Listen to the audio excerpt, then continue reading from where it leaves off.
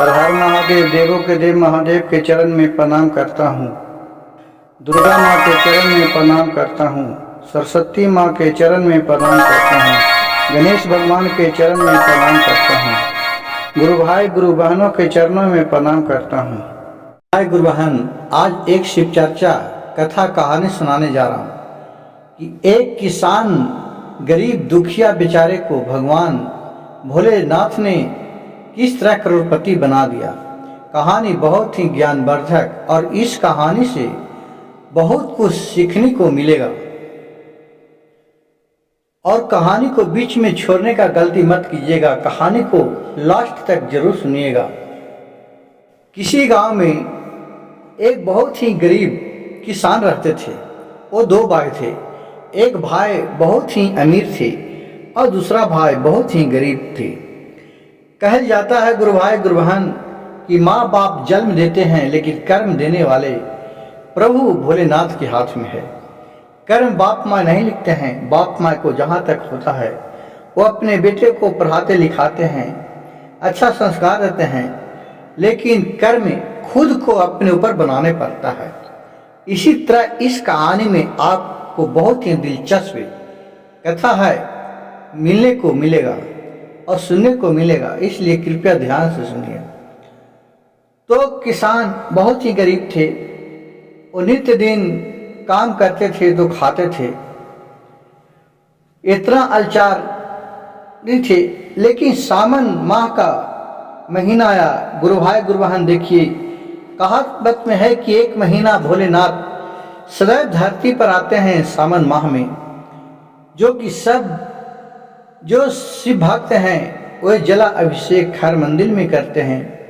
चाहे वो ज्योतिर्लिंग किसी भी तरह हो, किसी गांव में हो, किसी घर में हो, सदैव भोलेनाथ सब में विराजमान रहते हैं।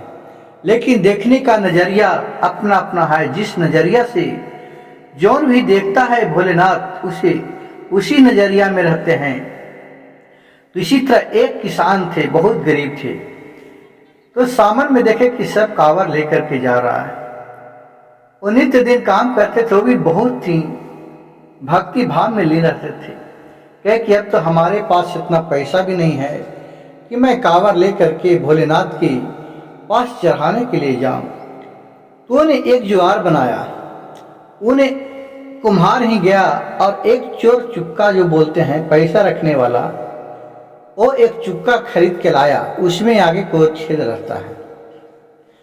और अब ले जाकर के पत्नी से बोला, ये लो चोर चुक्का है, इसको मैं बंद 1 रुपया प्रतिदिन हम डाला करूँगा, क्योंकि अब हमें लग रहा है कि मैं भी भोलेनाथ के ऊपर जल चढ़ाने के लिए जाने का इच्छा कर रहा है।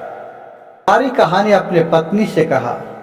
पत्नी भी कहा, उस पे बात पर राजी हो गए और वो भी कहा कि ठीक है, इसमें मैं भी हाथ बटाऊंगा। अगर 1 रुपया डेली डालिएगा तो मैं भी 1 रुपया डेली डालूंगा। ज़्यादा तो पैसा नहीं, लेकिन 1 रुपया का काट काट के इस चुक्का में डालूंगा तो साल भर में 365 दिन होता है, 365 रुपया हो जाएगा। दोनों मिला के 700 रुपया हो जाएगा। उतना में हम लोग बाबा धाम हो लाएंगे।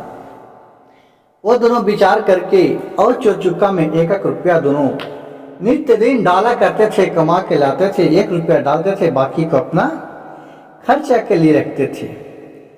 अगले साल का समय आया, सावन का महीना। वो चोर चुक्का फोड़ी, उसमें से पैसा हुआ, जिससे जाकर के बाजार से एक कांवर कीन के लाया और सभी के साथ बैजनाथ धाम जाने का मन बना लिया। और बहुत ही श्रद्धा भक्ति से बोल बम करते हुए घर से निकला। देखिए वहां माता पार्वती और शिव जी देख रहे हैं इस लीला को। तो पर शंकर जी बोले कि जाता हूं तने इस भक्त से मैं परीक्षा लेता हूं, कहां तक परीक्षा में सफल होता है। माता पार्वती जी बोले कि प्रभु, एक तो इसके पास कभी पैसा नहीं था, ये बेचारा कांवर से जाकर आपको ध्यान लगाया, इतना सत्य भक्त है, और इनको आप परीक्षा लेने जा रहे हैं। अगर परीक्षा में फेल हो जाएंगे तो बेचारा का कितना तकलीफ होगा।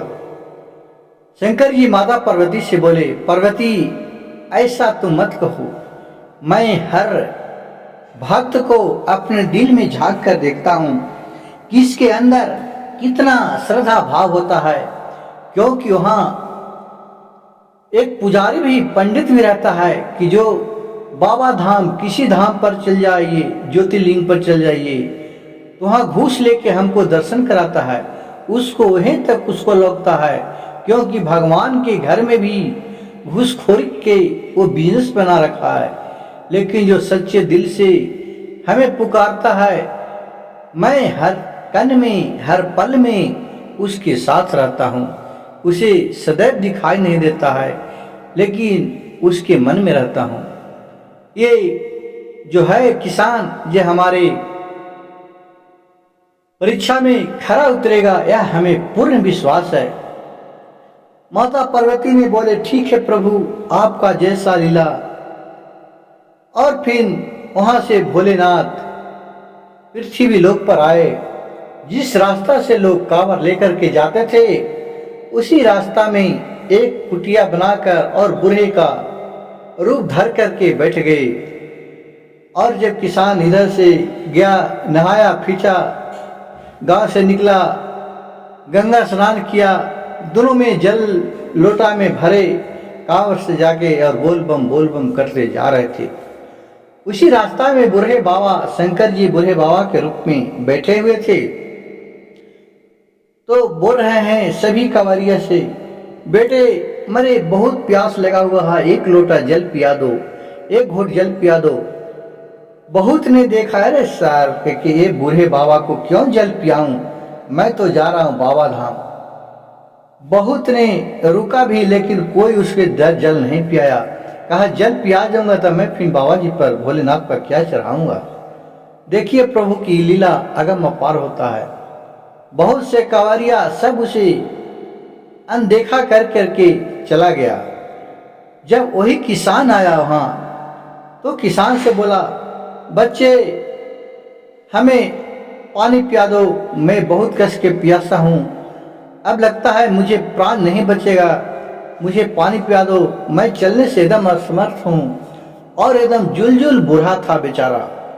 भोलेनाथ बूढ़े के रूप धर के अब एक खड़ा होकर सोचने लगा कि मैंने तो साल भर पैसा जमा कर करके अब भोलेनाथ को जल चढ़ाने के लिए कांवर सजा करके ले जा रहा हूँ। ये बाबा रास्ते में भेंट गए, मैं अगर यहाँ जल पिया देता हूँ तो मैं भोलेनाथ के कहाँ से जल चढ़ाऊंगा। फिर बाबा बोले, अरे सोच रहा है क्या भाई, पियाओ नहीं तो मेरी जान नहीं बचेगा। अब सोचने लगा किसान कि चलो नहीं है तो इस एक प्यासे को जल पियाना, भूखे को अन्न खिलाना, इससे बड़ा पुण्य कुछ नहीं होता है। अगर भोलेनाथ का ही कृपया होगा तो मैं अगले साल फिर जल लेकर के और फिर कांवर लेकर के उनके पास जाऊंगा। चलो कम से कम मेरे एक लोटा जल से एक वृद्ध आदमी को जान बच जाता है, इससे बड़ा पुण्य क्या होगा। और फिर ये सोच रहा था कि फिर बाबा बोला कि क्या सोच रहा है भाई, पियाता है कि नहीं पियाता है, अब मेरा जान नहीं बचेगा। कहा हाँ हाँ बाबा पिया देता हूँ। और जिन दोनों लोटा जो कांवर में रख ले था वो दोनों जल ए भोलेनाथ को बूढ़े बाबा को पिया दिया। और फिर वहां से वापस लौटने लगा किसान। तो बूढ़े बाबा उसे चाल किया, कहा बाबू सुनो यहाँ। कहा कि हाँ बाबा बोलिए क्या है। कहा कि लोग बोलते हैं कि जब घर जाता है तो खाली हाथ नहीं जाना चाहिए, तूने मेरे ऊपर पानी पिया के बहुत बड़ा उपकार किया, लो मैं तुझे कुछ दे रहा हूँ, ये तुम अपने लेते जाओ। कहें कि ठीक है बाबा दीजिए। भोले बाबा ने अपने झोली से एक बेलपत्र निकाला और कहा लो इसी लोटा में ये रख लो और घर जा कर के जहाँ तुम पूजा पाठ करता है वहाँ नीप करके इस लोटा को धर देना। और इसे झाँक करके रख देना, कभी खोल के नहीं देखना। और फिर सुबह में नहा खींच के तुम दोनों प्राणी इसे पूजा पाठ करके और इसे खोलना, आपका सारी मनोकामना पूर्ण हो जाएगा। यह मेरा दुआ है। इतना कहकर उसे नर में मस्तक होकर के बूढ़े बाबा को और वो बेलपत्र लेके अपने लोटा में धर के किसान वहां से वापस अपने घर की ओर चल दिए। अपने घर पहुंचे, उनकी पत्नी बोले कि हैं जी, बहुत जल्दी चढ़ा के जल चले आए, अभी तो आप आधा रास्ता भी नहीं पहुंच पाए होंगे, कितने आदमी? तो बोले कि हाँ। अपने सारी कहानी वो किसान ने अपने पत्नी से कहा। उसकी पत्नी भी करना मैं थी, उसकी पत्नी के भी बहुत दया थे, वो भी एक बात सुनकर के खुश हुए कि चलिए कम से कम एक बेचारे को तो जान बचा हो सकता है कि इसी भेष में भोलेनाथ होंगे और तुझे बेलपत्र कौन दे सकते हैं। वो अपने मन ही मन भोलेनाथ को याद करने लगी और वो जरूर सोचने लगी भोलेनाथ की ही कृपा है, उनका ही लीला है। और वो रख दिए। फिर बिहान हुआ, दोनों बेकार स्नान ध्यान करके पूजा पाठ किए और भोलेनाथ के नाम लेकर के वो लोटा के उघारे। तो लोटा में देख रहे हैं कि सोना का रुपया केवल भरा हुआ है। यह देख करके तो उन दोनों पति और पत्नी बहुत खुश हुए, कहे कि चलिए ये भोलेनाथ की कृपा है। और उसे कुछ पैसे को सोनार के दुकान में बेच दिए और बेच के मकान बनाए और एक दुकान दिए। दुकान बहुत ही अच्छा चलने लगा भोलेनाथ के कृपा से। गुरु भाई गुरु बहन, देखिए कहावत में है कि कितने आदमी हैं कि जब समय अच्छा आता है तो वो सब भगवान को नाम लेना भूल जाते हैं, लेकिन ये दोनों बेकार कभी भी भगवान के नाम लेना नहीं भूले। वो उसके पास धन दौलत हो गया तो पर भी नित्य दिन भोलेनाथ के नाम लेते थे, पूजा पाठ करते थे। देखिए कहावत में गुरु भाई की गुरु बहन कि कोई अगर आगे बढ़ता है उसका दुश्मन कोई नहीं, उसका गोतिया नहीं ही होता है। उसी तरह यहाँ एक नया मोड़ लेता है। ये इसका सगा भाई था, ये पहले बहुत ही दौलतमंद था और ये भाई बहुत गरीब था। जो दौलतमंद था उससे भी ये आगे निकल गया, तो ये सोच इसको देख करके जलने लगा। अब सोचा कि इसे कैसे नीचा किया जाए।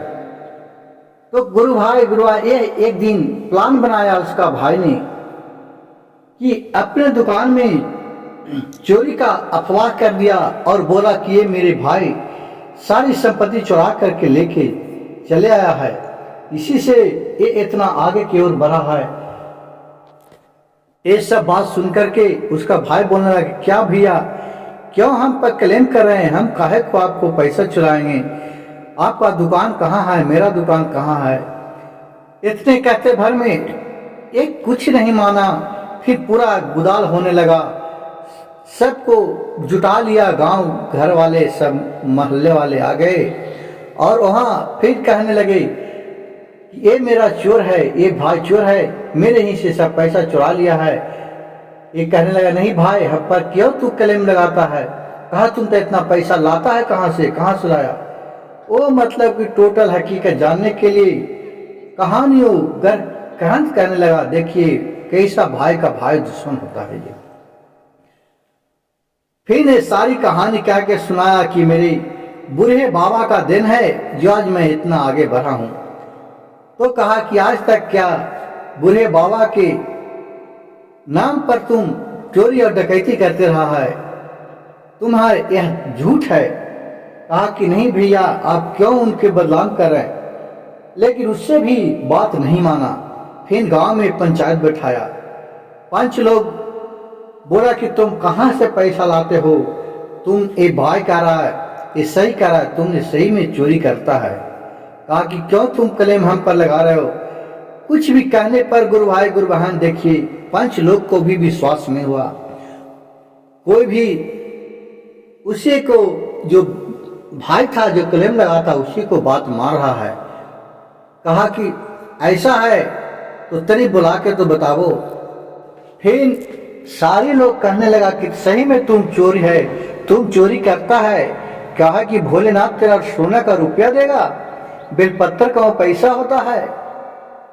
अबे मन ही मन हाथ जोड़ के करे, हे प्रभु क्या आपके लीला है, तुमने तो संपत्ति दिया लेकिन क्या तुम्हें हमें चोर बना दिया। भोलेनाथ आप इन लोग के इसका जवाब दीजिए। हे बाबा कहाँ आप हैं, आप में शक्ति हो तो आप हमें इस पाप से मुक्ति कीजिए। उतना सुनते ही माता पार्वती भोलेनाथ से कहें कि हे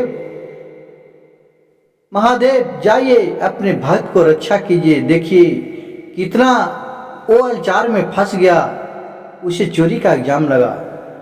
वहां से भोलेनाथ प्रयागराज वहां पहुंच गए और बोलने लगा कि इसे मैंने पैसा दिया है, तुम लोग इसका भाई झूठ बोल रहा है, इसका भाई का जलन इसके ऊपर है।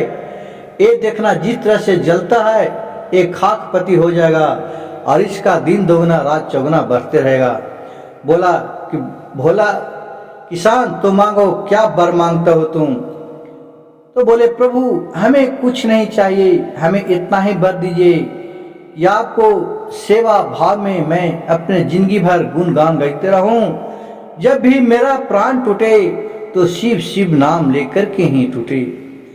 इतना कहे बोले कि एवं मस्तु और वरदान देकर के भोलेनाथ अपने शिव लोक चले गए और उसी जगह सब लोग सर पटक के उस चरण को चूमते रहे। लेकिन भोलेनाथ कहाँ किसको दर्शन दिए। दर्शन तो एक सच्चे भक्त किसान को दिए।